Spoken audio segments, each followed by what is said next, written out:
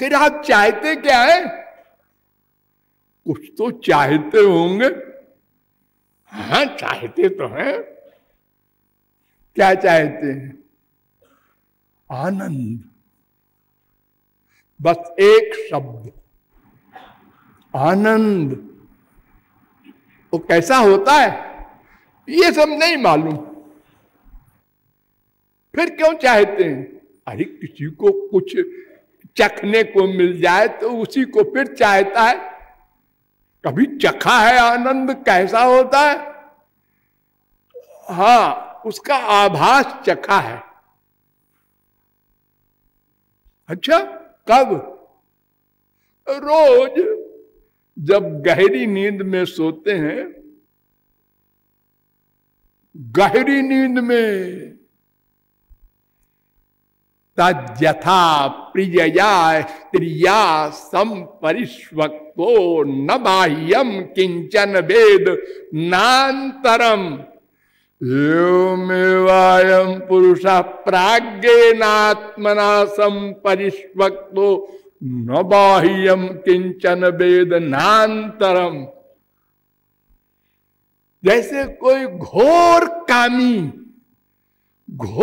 कामिनी स्त्री के आलिंगन के बाद दोनों बेहोश हो जाएं, इतना सुख मिले। ऐसा होता होता तो नहीं होगा, लेकिन अगर कहीं हो जाए इस तरह, ऐसे ही जब आप गहरी नींद में जाते हैं तो भगवान आपका आलिंगन करते हैं। उस समय चोरी चोरी, अंदर तो बैठे हैं सदा आपके बिल्कुल पास, लेकिन उस समय आलिंगन करते हैं तो आपको न बाहर का अनुभव होता है और न भीतर का, न अपना न भगवान का, केवल आनंद का। ये आनंद है नहीं, लेकिन जैसे कोई आभास होता है। एक होती है लौ दीपक की, एक लौ के ऊपर होता है काला काला, ऐसा एक आभास भगवान कराते हैं कि देखो बेटा, ये मैं जरा थोड़ा सा सैंपल दे रहा हूं, अगर मुझको सचमुच को पालोगे ना तो कितना सुख मिलेगा। इसी सुख में अनंत गुणा कर दो। जो सुख गहरी नींद में मिलता है उसी का अनंत गुना, वो सुख चाहते हैं हम लोग। यो वै भूमा तत्सुखम, छांदोग्योपनिषद 7:23-1। क्यों चाहते हैं ये भी आप लोगों को बहुत बार बताया गया है। इसलिए कि हम आनंद के अंश हैं। आनंद के अंश हैं। आनंद के अंश होते तो जड़ होते। अरे हम लोगों को जो आनंद मान लो आप कहते हैं गहरी नींद वाला, तो वो भी तो जड़ है। वो क्या उसके हाथ पैर आंख कान नाक मन बुद्धि है? आनंद तो जड़ होता है ना। आनंद मिल गया, वो किधर है, कैसा है, लाल पीला काला नीला?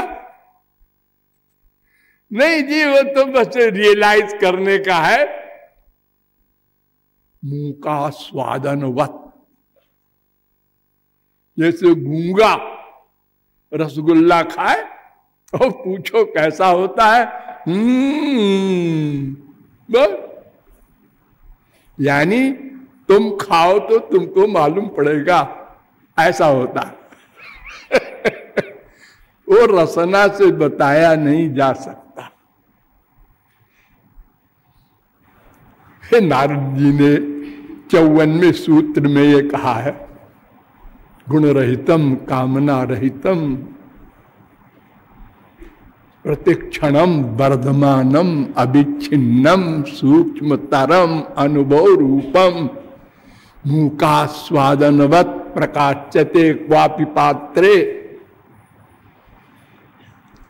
नहीं नहीं, ये संसार का जो आनंद होता है ये जड़ होता है, और भगवान का आनंद तो आनंद ही भगवान है। अब बोलो, भगवान जड़ है?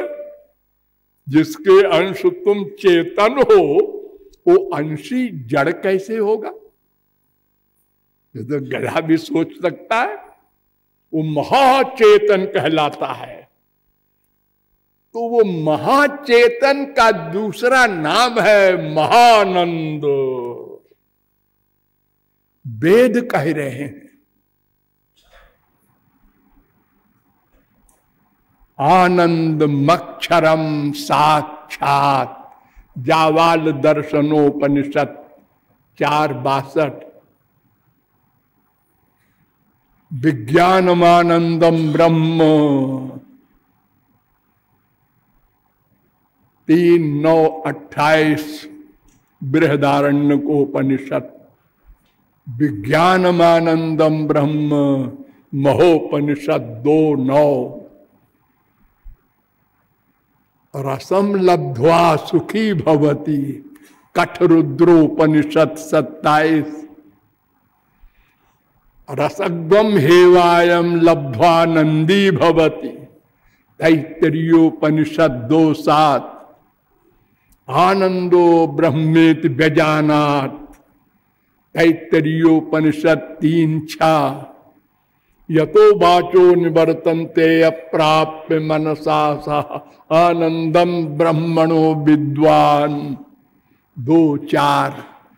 ये 2:9 तैत्तरीयोपनिषद में भी मंत्र है, ये ब्रह्मोपनिषद में भी मंत्र है, ये शांडिल्योपनिषद में भी 2:1 मंत्र है, ये सर्वोपनिषद में भी मंत्र है 20वां।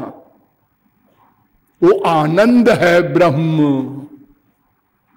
तस्माद् वा ए तस्माद् विज्ञानमयादान अन्योन्तर आत्मा आनंदमया 2:5 तैत्तरीयोपनिषद। ये तमाम वेद मंत्र कह रहे हैं स एष रसानाम रसतमः परमः छांदोग्योपनिषद 1:1-3। वेदांत भी कहता है आनंदमयोभ्यासात 1:1-13। वो भगवान आनंद है। भागवत भी कहती है आनंद मात्र मभिकल्प मविद्ध वर्चा 3:9-3। आनंद मूर्ति मजहादति दीर्घतापम 10:48-7। सत्य ज्ञानानंतानंद मात्रैक रस मूर्तया अस्पृष्ट भूरि माहात्म्या 10:13-54।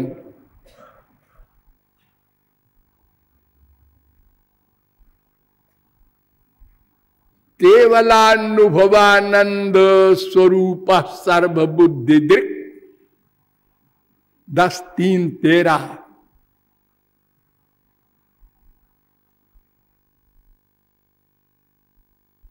केवलानुभवानंद स्वरूप परमेश्वर 7:6-23। वो आनंद ब्रह्म है, वो ब्रह्म आनंद है। किसी भाषा में बोलिए, उसमें आनंद है तो बोलते हैं समझाने के लिए भोले बच्चों को।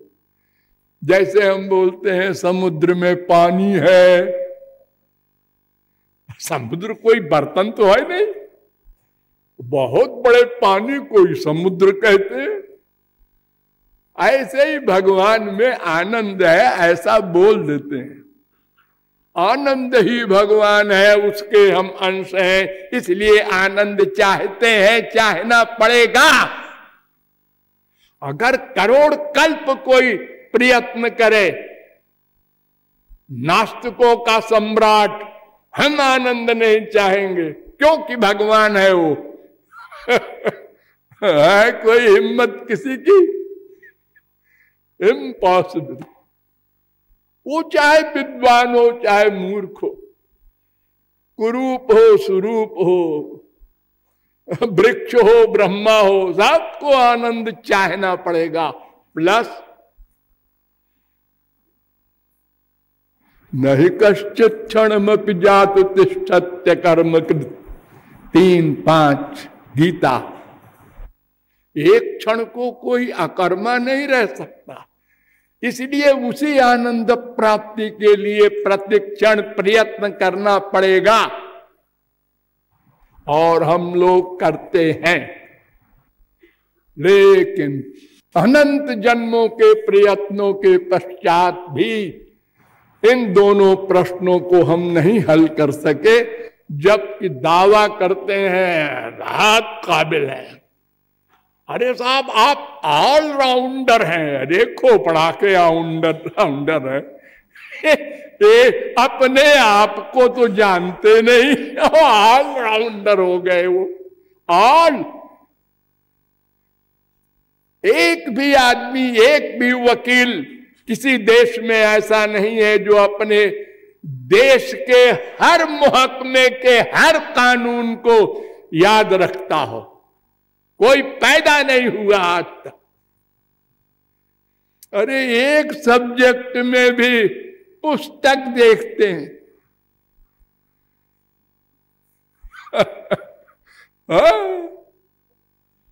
और हर सब्जेक्ट में परिपूर्ण हो जाए, ये तो कल्पनातीत बात है।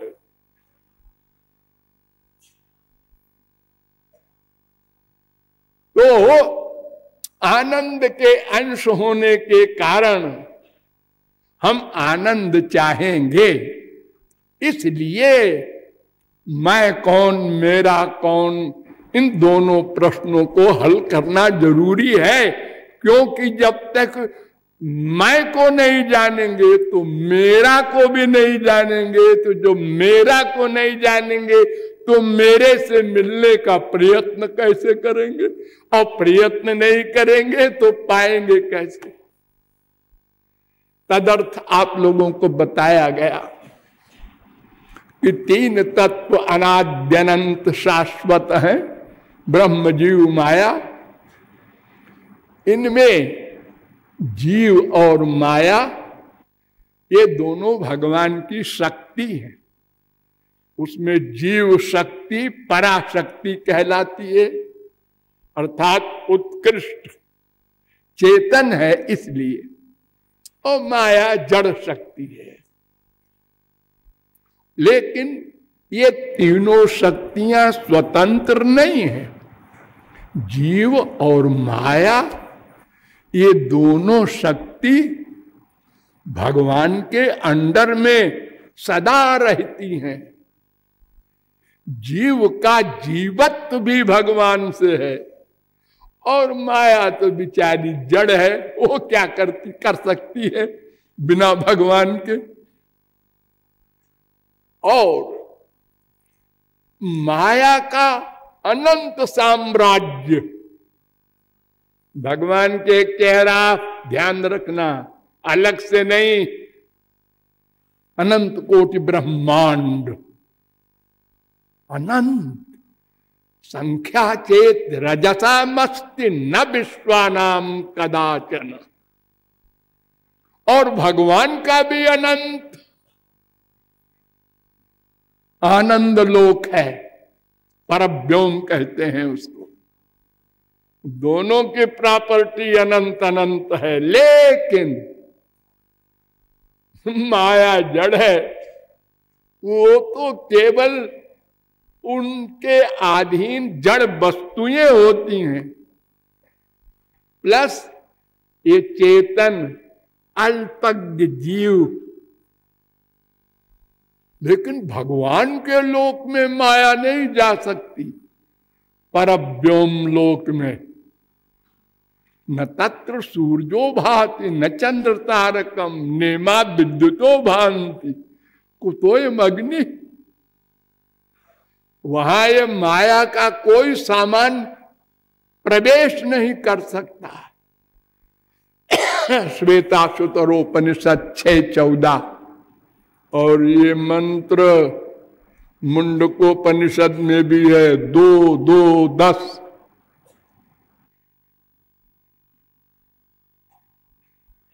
तो भगवान का जितना एरिया है वो आनंद आनंद का है, और माया का जितना एरिया है वो उसके विपरीत है, उल्टा।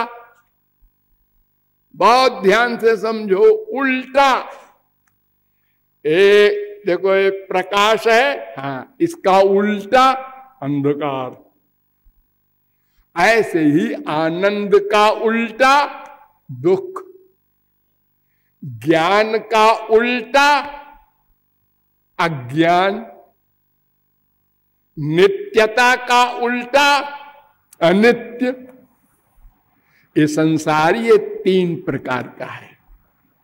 ये नश्वर है, और यहां कोई भी मायाधीन सर्वज्ञ नहीं है, और कोई भी मायाधीन आनंद का लवलेश भी नहीं प्राप्त कर सकता। एक बात आप लोग नोट कर लें, जैसे प्रकाश पर अंधकार का अधिकार नहीं हो सकता, ऐसे ज्ञान पर अज्ञान का अधिकार नहीं हो सकता। आनंद पर दुख का अधिकार, एक बार ज्ञान हो जाए, एक बार आनंद मिल जाए, सदा को मिल जाएगा। सदा पश्यन्त सूर्य तद विष्णु परमं पदम, सुबालोपनिषद 6:7। ये मंत्र नृसिंहतापनीयोपनिषद में भी है 8:3। यह मंत्र गोपाल तापनीयोपनिषद में भी है 27वां। ये मंत्र स्कंदोपनिषद में भी है 14वां। यह मंत्र पैंगलोपनिषद में भी है 4:30। यह मंत्र त्रिपुरा तापनीयोपनिषद में भी है 4:1। अर्थात सदा के लिए ज्ञान हो जाएगा, आनंद हो जाएगा, अगर मैं कौन मेरा कौन का समाधान प्रैक्टिकल हो जाए। तदर्थ आप लोगों को कर्म ज्ञान भक्ति 3 मार्ग बताए गए, और ये भी बताया गया कि कर्म से तो स्वर्ग मिलेगा यदि 6 नियमों का 100% पालन हो, और ज्ञान से अगर वो अधिकारी बन जाए तो चलेगा, फिर गिरेगा। अगर कोई अंत में पहुंच भी गया तो अज्ञान निवृत्ति होगी, ब्रह्म ज्ञान नहीं होगा, माया निवृत्ति नहीं होगी, तो आनंद प्राप्ति का प्रश्न ही समाप्त हो गया। इसलिए भक्ति माता की शरण ग्रहण करना होगा। तदर्थ आप लोगों को बताया गया कि भागवत के प्रारंभ में ही ये प्रश्न किया है शौनकादिक परमहंसों ने, श्रेय क्या है, उसका उत्तर दिया है सूत जी ने।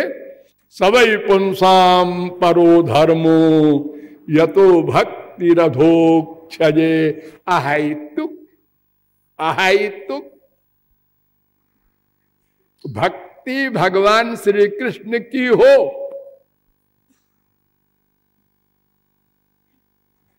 और किसी की नहीं। संसार की भक्ति तो करते करते अनंत जन्म बीत गए। ये हमारे पिताजी हैं, मर गए, तुम मर गए, खत्म। पिता उता क्या होता है? अब कुत्ता पिता बनेगा, बिल्ली पिता बनेगी, गधा पिता बनेगा।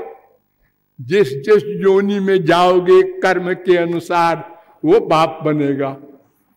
अनंत बाप बन चुके, और सब जगह तुमने चैलेंज किया, ये मेरा पिता है, ये मेरी माता जी है। अरे क्या पिता माता जी है?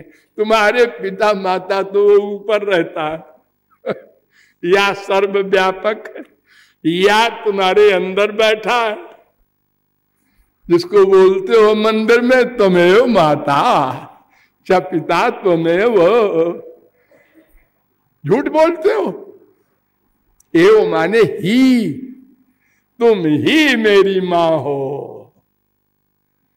लेकिन बुद्धि कहती है वो घर वाली है मां। इतना बड़ा धोखा भगवान को देते हो। सब बोलते हैं मंत्र, त्वमेव माता च पिता त्वमेव, त्वमेव बंधु च सखा त्वमेव।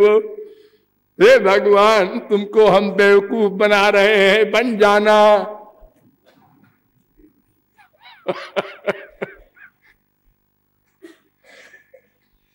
तो भक्ति में एक शर्त बताई पहली, अहेतु की, कामना रहित। कामना, संसार की कामना, परमार्थ की कामना, सब कामना, एक कामना नहीं, इधर उधर सब कामना छोड़ना होगा। तब भक्ति महादेवी आएंगी अंदर। ड्राइंग रूम में कोई न रहे, तब मैं आऊंगी।